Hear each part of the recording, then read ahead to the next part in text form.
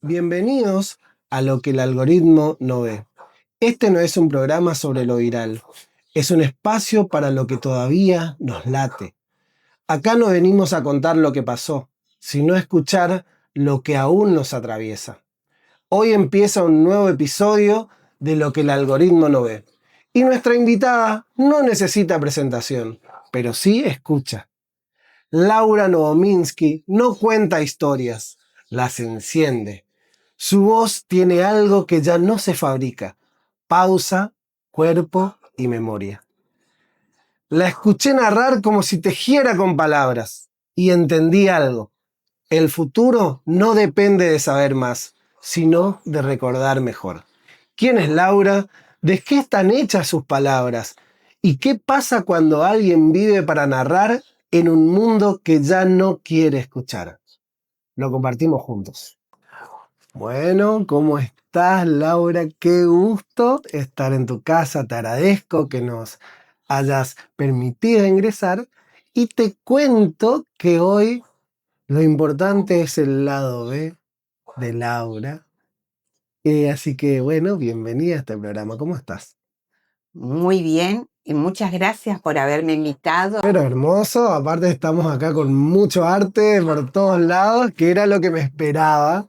Un reloj antiguo que ya vamos a contar la historia, libros hermosos, ya hay uno que me impacta: Mujeres que corren con los lobos, uf, nombres y nombres.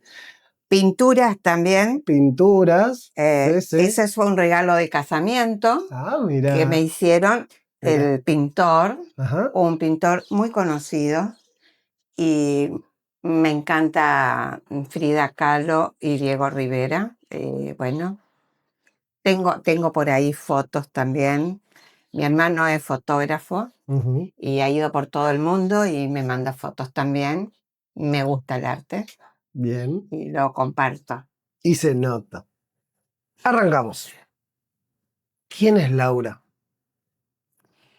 Laura hoy día es una mujer inquieta que toda la vida buscó hacer muchas cosas y la vida le impuso hacer muchas cosas que a lo mejor, no a lo mejor, seguramente no quiso hacerla desde muy joven. Laura, tengo una frase que siempre repito. Nacida en Santa Fe, estudiante correntina, misionera por la vida, entrerriana de corazón, porque me casé con un entrerriano conocido en la universidad. Pero quiso la vida que a los 37 años mi marido tuviera un infarto. Ay, mira. Y a los pocos años falleció. Y a los 39 años quedé viuda con 2 chicos y tuve que hacerme cargo de la vida. No fue muy fácil, pero aún así seguí trabajando, estudiando y tratando de hacer las cosas que me gustan. Y quiso la vida que mi madre, que no vivió mucho tiempo, tendría menos que los que yo tengo hoy cuando partió, sea un amante del teatro.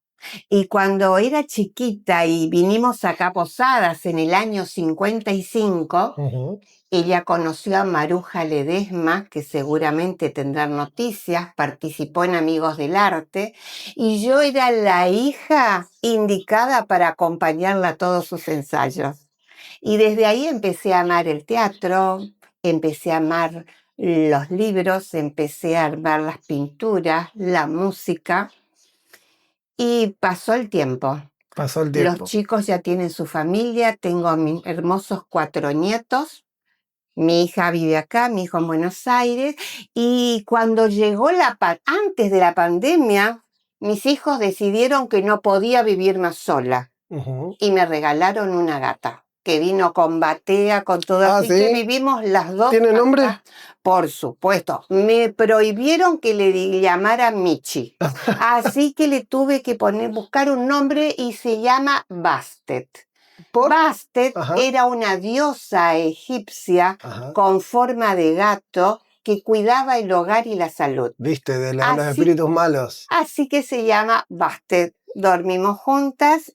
Ahora está pispeando qué es lo que está pasando en la casa, que está raro y hay gente que suena raro. Y las dos compartimos la mayoría del tiempo.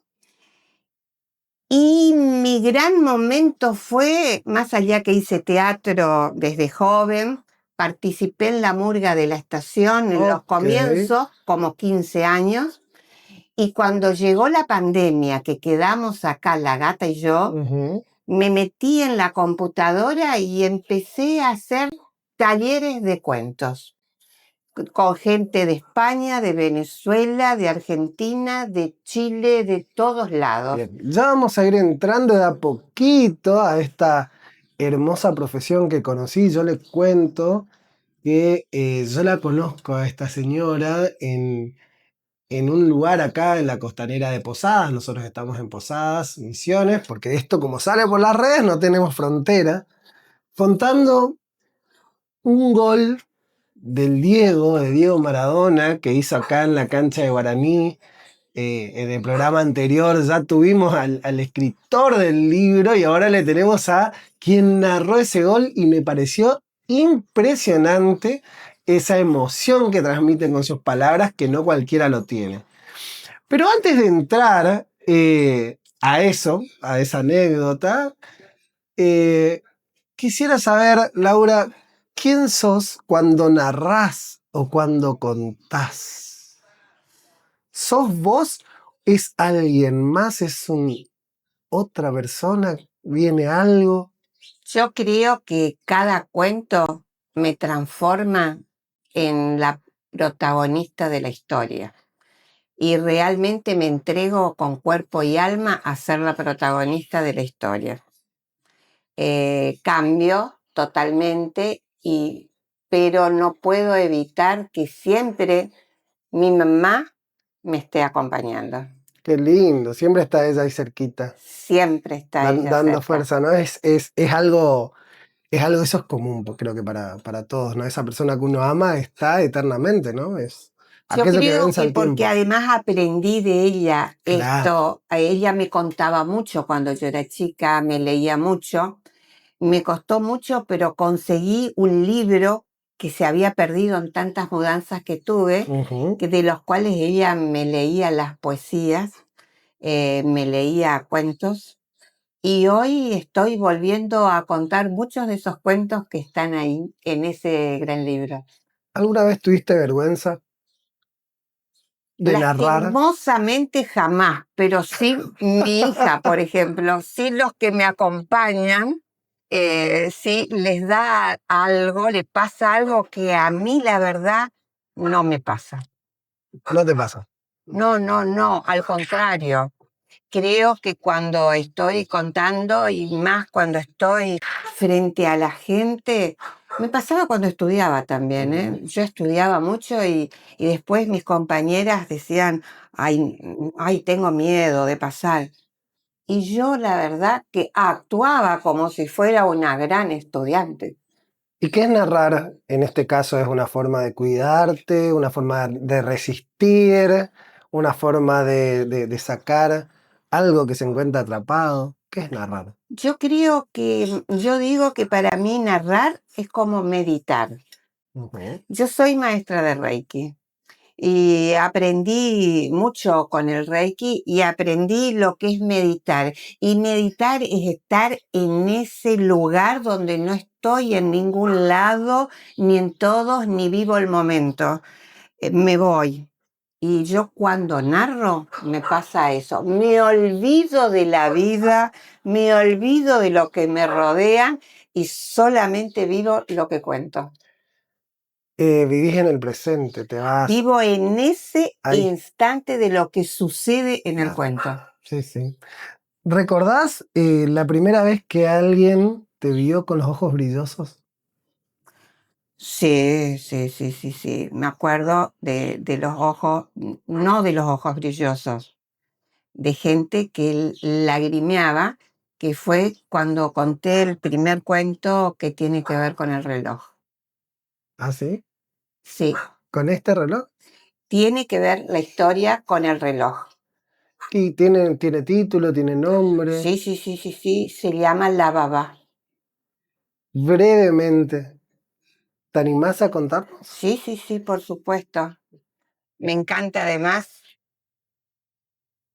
Sí, so kemerl, konsumieren kemerl, ifenderettes weise, hashisele metaim.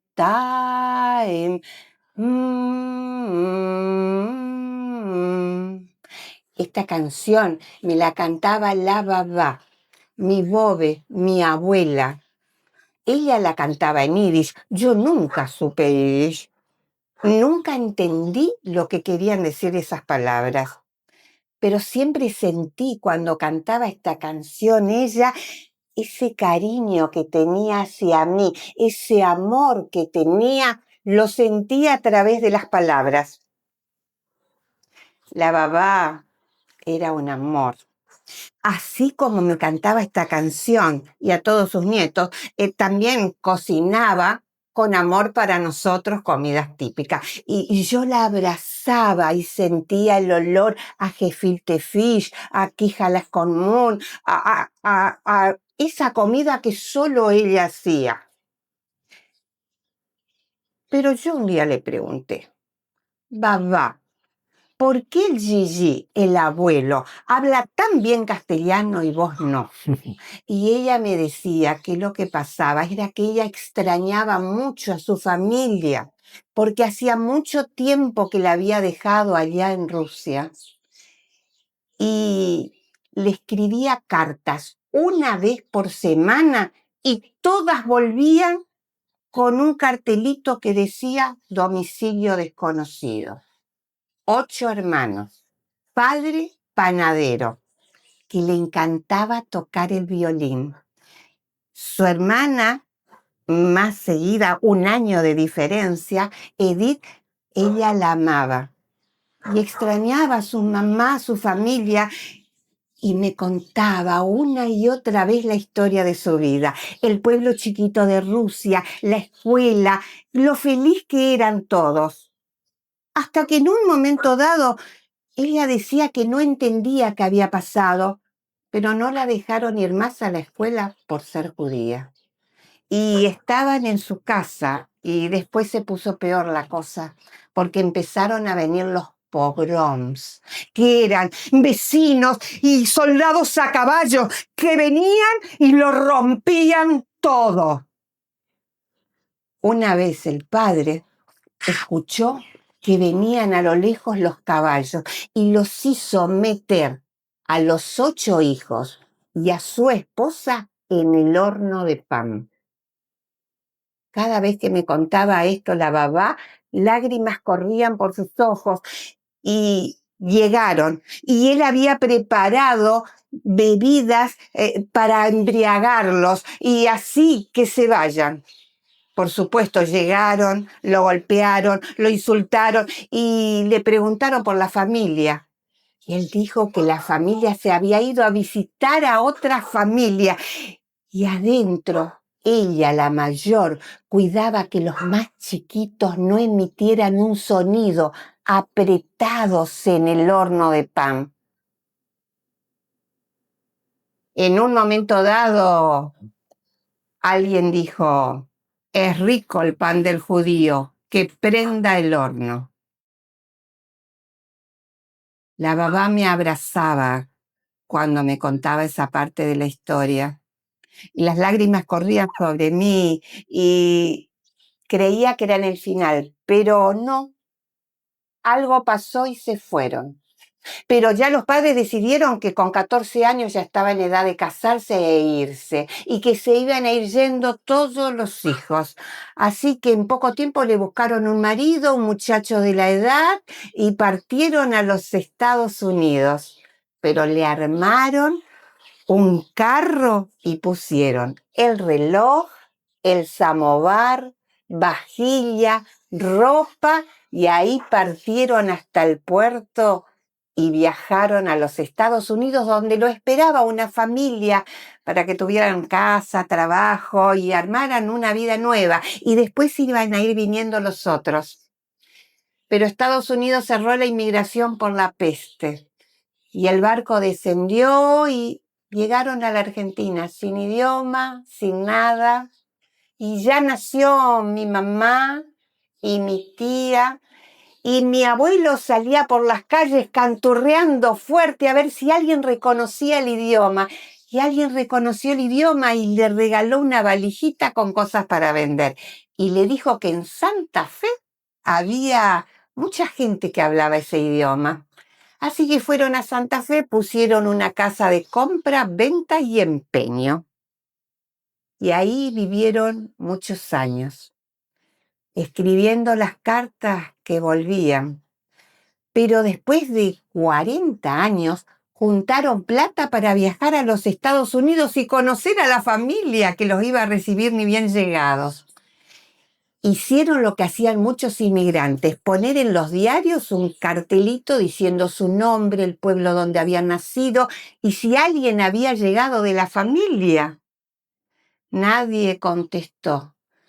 Un día antes de volver, golpearon la puerta de la familia de él donde estaban y apareció su hermana Edith, 40 años después. Se abrazaron, se fundieron en un abrazo y lo único que le dijo su hermana fue, todas las semanas escribía a casa y siempre recibía una carta con un cartel que decía domicilio desconocido. La babá vivió muchos años y una noche durmió para no despertarse más. Entonces fui yo quien me acerqué, la levanté en mis brazos y le canté. Sip, sop, kemmerl, consumeren kemmerl, ifenderetes weise, aschisele metaen. Hermoso. Cuando uno de los profesores nos dijo que busquemos un cuento de inmigrantes, yo dije, yo sé la historia de mi abuela.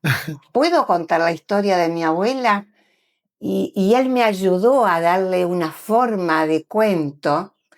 Y cuando conté este cuento, lloró mucha gente que recordó la canción que le contaba su abuela. Esa fue la primera vez que vi a alguien que lloraba emocionada por lo que conté. El tiempo va a ir acomodando, como todo en la vida, y supongo, creo, quiero creer, porque tengo fe de que este momento de crisis que genera este cambio tan rápido de imposición de la tecnología a lo habitual del ser humano, se va a ir acomodando de a poquito. Esperemos. Este tipo de historias que resaltan y que realzan lo humano, el contacto, lo narrativo de siempre, hace que nos sintamos nuevamente más humanos que nunca. Porque te puede hablar una computadora, te puede hablar la inteligencia artificial, pero hoy acá, en persona, mate, agua, libros, un reloj con historias, un gatito, una gatita que anda afilando sus garras, nos recuerda y nos trae nuevamente al presente. ¿Cómo se cuenta en un mundo que no quiere detenerse y que ya no puede? Yo creo que se cuenta cuando uno quiere contar. Yo la verdad de que después que cuando pasó la pandemia y terminó la virtualidad, tenía necesidad de contar en forma presencial. Entonces, siempre lo hice antes sin haber estudiado tanto. Iba a las escuelas de mis hijos a ofrecerme para contar. Y hice lo mismo. Empecé a ir a la escuela. La verdad es que siempre me ofrezco a ir a las escuelas a contar. Me ofrezco a ir a la biblioteca. He inaugurado las vacaciones de invierno. Ya van 2 años que inauguro las vacaciones de invierno contando en la biblioteca. Creo que uno cuenta cuando tiene ganas, y tuve una experiencia que me gustaría contarla muy, muy, muy hermosa. Ahora el Instituto Nacional del Teatro está pasando por unos problemas, ahora, bueno, esperemos que se solucione, pero desde hace 2 años sentía que ya mi cuerpo no me daba mucha opción para viajar mucho más, por problemas de salud y demás, y dije, voy a armar mi mundo por acá cerca. Y entonces sentía que necesitaba a esos profesores que estaban en forma virtual por acá, y siempre admiré a una directora de teatro que es actriz también, que se llama Estrella Suat, y entonces me preguntabas al principio si tenía vergüenza. La vergüenza la perdí hace muchos años, y creo que perdí la vergüenza con la situación de mi marido. En ese momento perdí todo porque se me llevaba el amor de mi vida y tenía que seguir viviendo. Y nada tenía sentido de avergonzar o que había que actuar. Y entonces la llamé y le dije que quería hablar con ella y quería que ella me ayude a dirigir mis espectáculos, me ayude a conectarme, me ayude a mejorarlos. Si bien son cuentos, yo hago narración oral escénica. Entonces no es sentarse y contar nomás, sino incorporar, y que ella me ayude a incorporar lo otro. Y Estrella Suat me ayudó muchísimo poniéndole música, improntas, dándome ideas, y entre las dos armamos un espacio hermoso. Y ella había conseguido un subsidio del Instituto Nacional del Teatro para hacer un espectáculo gratuito para la gente, y que iba a pagar Eso ahora es muy difícil que lo volvamos a conseguir. Entonces yo le dije, hacemos el espectáculo y las dos tenemos la misma opción. Vamos a invitar a chicos vulnerables de albergues, de institutos, que nunca hayan conocido el teatro. Y entonces hablamos con el instituto, con el lugar físico donde íbamos a hacer, y conseguimos colectivos, conseguimos gente para que traiga a esos chicos a la sala de teatro. Y llenamos Espacio Reciclado, que es una sala teatral de acá. Se llenó con colectivos, con chicos que nunca en su vida habían estado en un teatro, nunca en su vida habían estado en un cine, que ahora ya no se ve mucho, pero digamos, en una sala. Yo no les puedo decir la alegría de la participación, el silencio, cuando había que hacer silencio, y la participación, y la carita de esos chicos al ver el espectáculo. Yo creo que esos momentos son los que más atesoro en mi corazón y lo que más alegría me dan.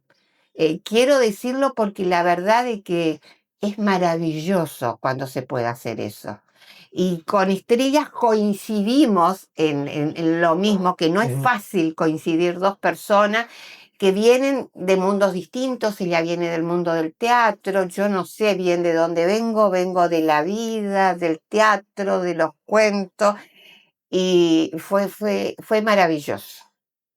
Y bueno, y viajamos a Oberá, viajamos a Monte Carlo, y bueno, pero creo que ese tema de ver el asombro, la alegría y todo eso es maravilloso, y sobre todo de estos chicos. Laura, ¿qué tiene tu voz que no tiene una pantalla? Y yo creo que porque la voz se siente en directo, y cuando termino de contar, los chicos vienen a tocarme y a abrazarme. Eso no se puede hacer en una pantalla. Ujú. No se puede hacer en una pantalla que porque algún chico pida para ir al baño en secreto, le diga, paramos un ratito porque alguien tiene que ir al baño. Y a los chicos les encanta eso. O sea, yo trato de incorporar a la gente que va a escucharme al espacio, al lugar, a la historia que voy contando. Eso con la pantalla no se puede. No se puede. Eso es cierto. Narrar, estamos hablando mucho del amor, ¿no? Que me parece que son cosas que esto transmite algo que traspasa la pantalla.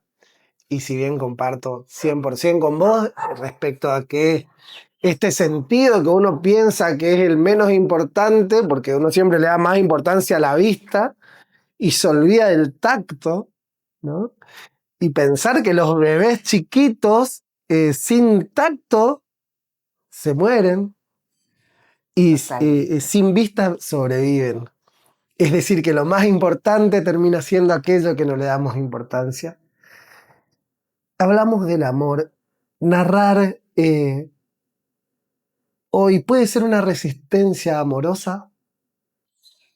No, yo creo que yo con la narración formamos una pareja. O sea, amo narrar.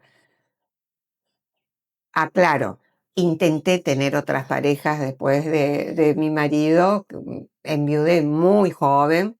Mi hija tenía 15 años y yo 40 y estábamos las dos en busca del amor, digamos. Me fue muy difícil, muy difícil. Intenté. Bueno, ahora estamos con la gata. Pero la narración para mí, narrar es amar también, Ahí está. porque realmente ese vínculo que se da, esa transforma, esa entrega mía al momento, es amor. El amor que no es si no es entrega, sino es entrega compartida con la recepción. Y lo que me dan a mí la gente que me escucha, que yo siento y lo que yo entrego, que me entrego todo, eso es amor. No lo puedo diferenciar. Esta sección se llama Lo que nadie te pregunta. Y en esta partecita, ¿sí? La primera pregunta es si alguna vez te quedaste sin voz, literal o simbólicamente. Sí, me he quedado sin voz, sin poder pronunciar palabras. Sí, ¿Te quedaste en silencio? sí. ¿Y qué significa el silencio para vos? Yo creo que el silencio para mí es que hay algo que está muy guardado y que no quiere salir. Ujú.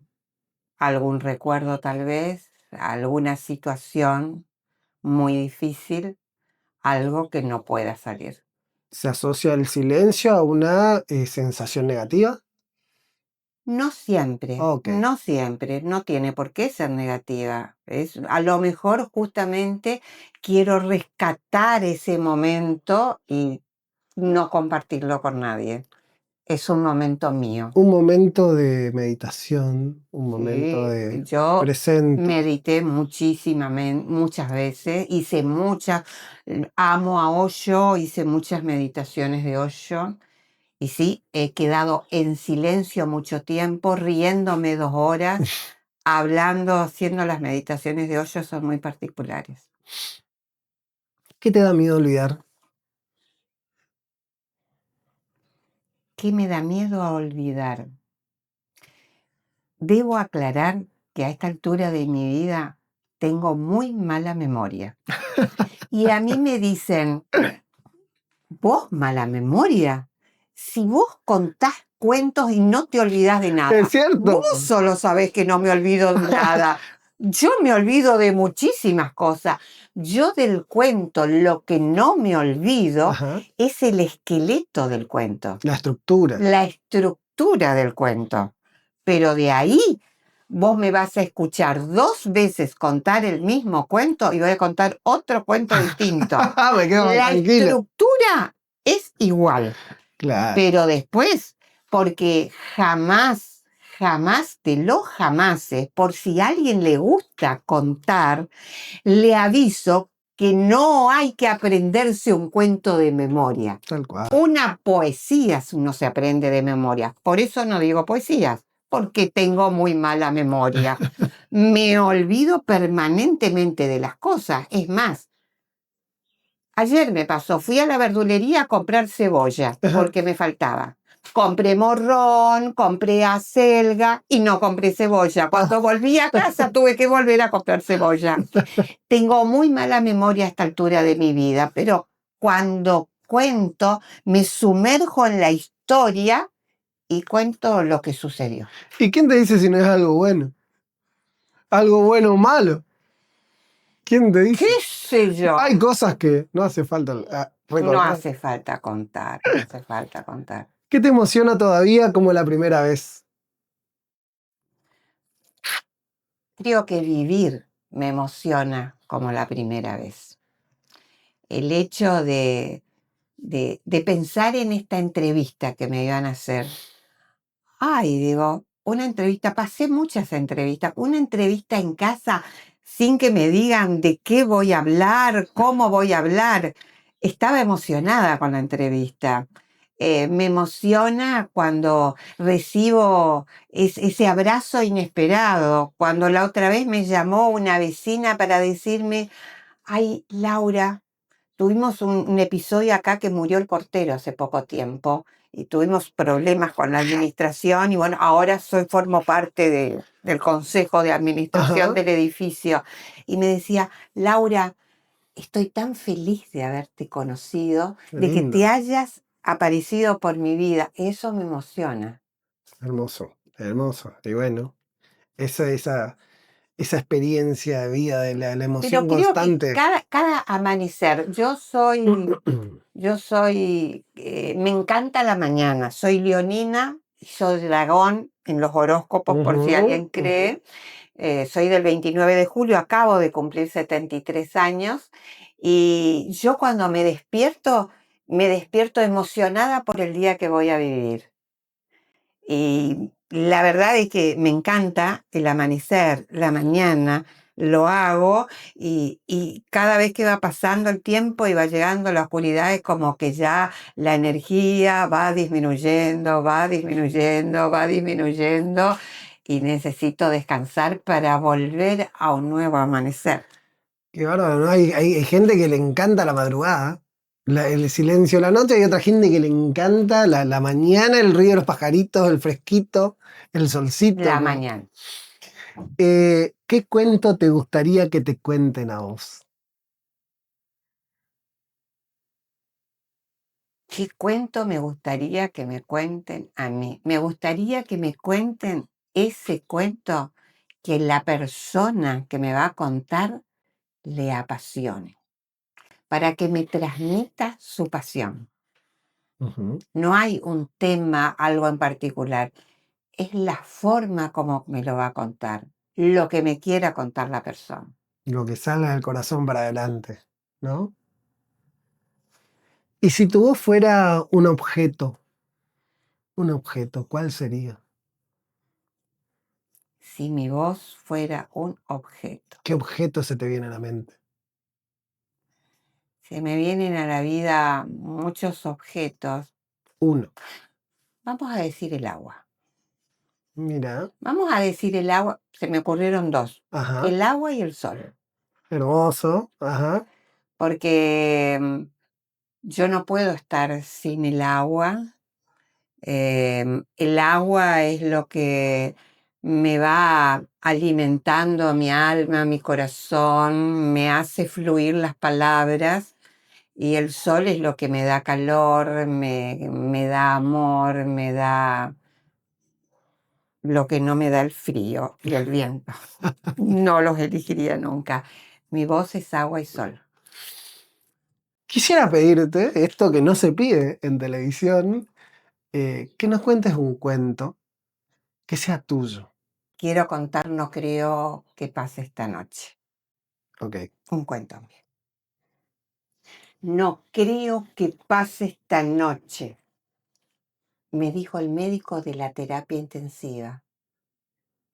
Y yo no lo entendí, así que no le llevé el apunte. Pero el médico insistió. No creo que pase esta noche, señora. Pero doctor, vinimos porque a mi marido, que tiene 37, le dolía el brazo. Y usted me habla de infarto. Yo tengo 35 y no tengo idea de lo que es la palabra infarto. Y me dice que no cree que pase esta noche. Mas sí, la verdad no entiendo nada. Y fui y me senté en la cama donde estaba el flaco. Me senté en la cama lleno de tubos y metí mis manos entre esos tubos y lo abracé. Y él me abrazó con tanta fuerza, como si nos abrazáramos bailando en el Cacosí en Corrientes. Cuando estudiábamos en la universidad, los fines de semana, en el Cacosí. Y nos separamos y me miró a los ojos, con los mismos ojos que me había dicho que me quería. Y yo le dije que yo también. Y empezamos a soñar con esa vida juntos, con casarnos, tener hijos, esa casa, el perro, el gato, el auto, ejerciendo las profesiones que habíamos ido a estudiar. Pero él cortó la conversación y me preguntó por los chicos. Flaca, anda a casa, hay que darle la cena a los chicos. Están bien los chicos, flaco. Ya vamos a ir, no te preocupes. Ya te sentís mejor, ¿verdad? Sí, me dijo, no sé por qué me tienen acá. Y fui a lo del médico, le dije, mire, él se siente bien, nos queremos ir a casa. Y me dijo, no creo que pase esta noche, señora. Bueno, yo hice una consulta médica y vinieron médicos. Y todos me dijeron que no creían que pasara la noche. Yo le dije, ¿el qué? Pasó esa noche, y pasó el día siguiente, y pasó 2 semanas, y nos dejaron volver a casa. Con algunas restricciones. Tuvo que dejar de trabajar, no podía levantar a los chicos, tenía que comer comida especial. Pero estábamos juntos los 4, en casa, con el perro, todos felices, acostumbrándonos a lo nuevo. Y ahí me dijo un día, Laca, vamos a cumplir los sueños que pensamos en Corrientes. ¿Qué sueños, flaco? Ya los tenemos a todos. Estamos juntos, tenemos los chicos, tenemos todo. Falta el viaje a Europa. ¿El viaje a Europa? ¿Ahora? Y flaca, yo quiero cumplir los sueños. Y yo le voy a preguntar al médico. Y fui y le pregunté al médico. Y al médico no le pareció una buena idea. Mi suegra fue más directa. Me dijo, vos lo querés liquidar al nene, ¿no? No, Paulina. Yo quiero ayudarlo a cumplir sus sueños. Él me dijo, no preguntes más. Con la plata que recibimos del seguro de vida porque se tuvo que jubilar por invalidez, sacamos los pasajes. Y nos fuimos a Europa y recorrimos España y fuimos a París y subimos arriba de la Torre Eiffel, porque no sé si ustedes saben, pero la Torre Eiffel tiene ascensor y desde arriba veíamos todo París y el Sena, y nos subimos un barquito en el Sena y no sé cómo aparecimos en Venecia en una góndola y un gondolieri que cantaba «Oh sole mío», y llegamos a la Plaza San Pedro y bajamos. Yo le decía, flaco, me siento, ay, una actriz, y vos sos mi Marcello Mastroianni. Yo soy Sofía Loren. Y los violines sonaban, las palomas daban vuelta. Y fuimos felices. Y terminó el viaje y volvimos. Yo me di cuenta que cuando nadie lo veía, agarró al más chiquito y le hizo avioncito. pero a los los pocos días empezó a sentirse mal y tuvimos que volver al médico. Y le hizo estudios, le dijo, ¿qué tal el viaje? ¡Ay, maravilloso, doctor! ¿Usted conoce París? ¿Conoce Madrid? Sí, no lo conozco, me contaron, pero yo hablo de otro viaje. No, otro viaje no, porque no tenemos más plata. Nos gastamos todo en el viaje, doctor. Bueno, pero van a tener que pensar en el otro viaje para cambiar el corazón. ¿El qué? No, dijo el flaco, cambiar este corazón con los recuerdos que tiene, con todo lo que vivió. No, el corazón no se cambia. Flaco, vas a tener que hacer todo lo que sea para poder seguir disfrutando de los chicos, de la vida. Vamos a Buenos Aires. Y tuvimos que ir a Buenos Aires. Y ahí yo me quedé en el banquito sentada al lado de su cama, porque nos pedían los médicos, hasta que llegara el corazón de repuesto. Y ahí hablábamos del viaje. ¿Te acordás? ¿Te acordás, flaco, cuando nos perdimos en París? Sí, a mí no me gustó perderme en París. ¿Y dónde nos vamos a perder? En Posadas nos vamos a perder. Para perderse hay que perderse en París. Y mirábamos las cartas de los chicos. El más chiquito dibujitos, porque no escribía bien todavía. La más grande sí nos decía que extrañaba, pero... Flaca, yo quiero que vos me prometas dos cosas. Quiero un sándwich de salame Milán y quiero volver a Posadas. Flaco, no creo que me dejan entrar a la terapia el sándwich de salame Milán, pero volver a Posadas, te lo prometo. Y volvimos a Posadas. Después de 8 meses, volvimos a Posadas. Pero yo al cementerio no voy, porque sé que ahí él no está. Él está en mi cabeza, en mi corazón, en la cabeza y en el corazón de los chicos, de los nietos que nunca pudo abrazar. Y en esta historia que hoy conté aquí. Eh, gracias, gracias. Es un placer para mí estar este ratito con vos.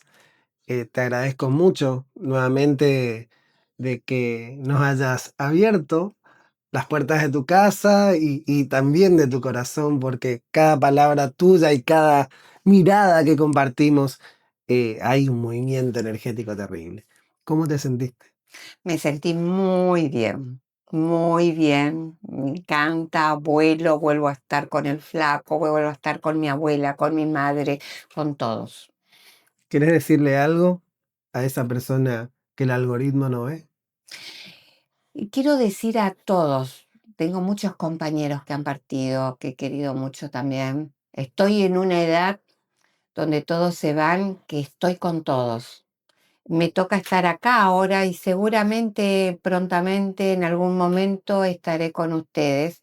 Estamos siempre juntos y siempre el amor nos une. Gracias por haber compartido tantos años conmigo de mi vida. Gracias a vos por compartirnos estas historias tan maravillosas. Gracias a vos. Laura nos recordó algo simple y feroz. Contar no es mirar atrás, es encender lo que todavía arde. Gracias Laura por tu voz, gracias por lo que el algoritmo no ve. Esto fue Lo que el algoritmo no ve. Hasta la próxima historia.